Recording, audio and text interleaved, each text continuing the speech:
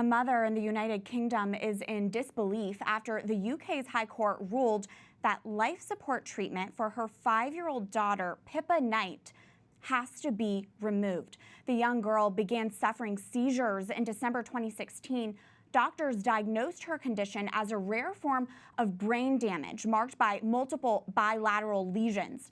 The single mother of Pippa, Paula Parfit, has been fighting a legal battle for months now in hopes of keeping her daughter alive. Specialists at Evelina London Children's Hospital said life support treatment should be removed, and the case went to the Supreme Court, which ruled in the hospital's favor in January. And at the beginning of April, the High Court decided not to hear the mother's appeal.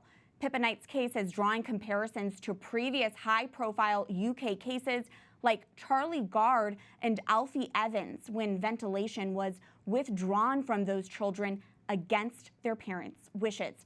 Wesley J. Smith joins me now on Skype. He is chair and senior fellow at the Discovery Institute's Center on Human Exceptionalism. He's also a lawyer who writes frequently on these types of cases. Wesley, welcome back. This is not the first time we've talked about a parent in the United Kingdom facing off against a hospital to protect the life of their child. How is it possible it's happening again? Well, thank you, Catherine. The law in the United Kingdom actually is less protective of parents' rights than the laws in the United States.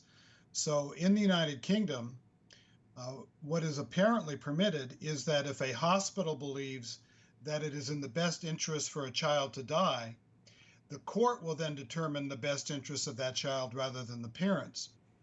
But understand, this is something called futile care, F-U-T-I-L-E, sometimes called inappropriate care.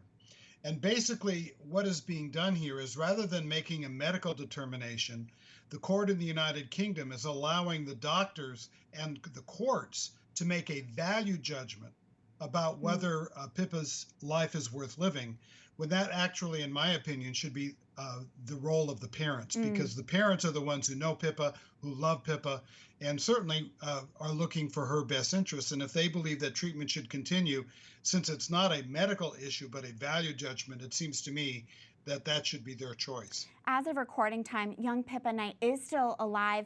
Wesley, can you expand more on what we know about her medical condition and her medical needs?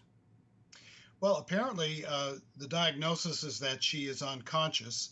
It's sometimes called a persistent vegetative state. I don't like to use the term vegetative because no human being is a cucumber.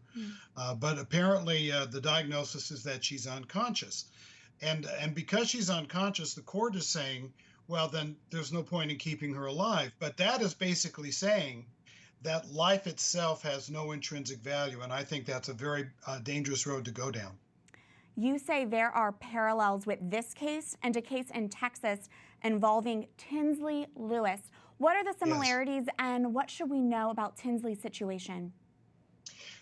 Now, fetal care also happens in the United States, but generally speaking, you don't have the same kind of, let's say, authoritarianism, that's my term, but where the court says, not only do we not allow you to keep life support on, but we won't allow you to take the child to another medical center for care. That's what happened in the Charlie Gard case. That's what happened in the Alfie Evans case. In Texas, you have Tinsley Lewis. Tinsley Lewis has a terrible, apparently, heart condition and so forth.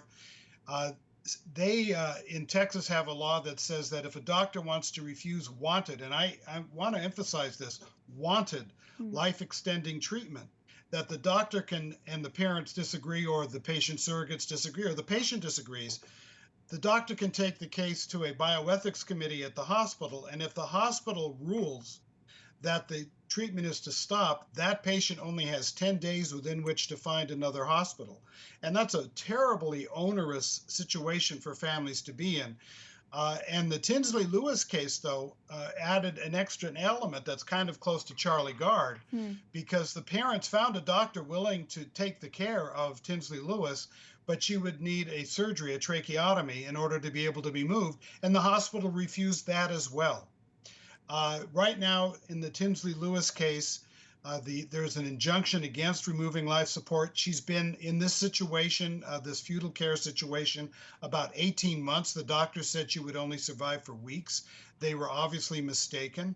And even though they said that it would be unethical to give her the tracheotomy, it is my understanding that that finally was accomplished about a week ago. So once again, we get into a situation of value judgments. And understand that in fetal care, the treatment isn't being refused because it's not working, but because it is working. In other words, it's keeping the patient alive when the doctor thinks that's not in the best interest of the patient.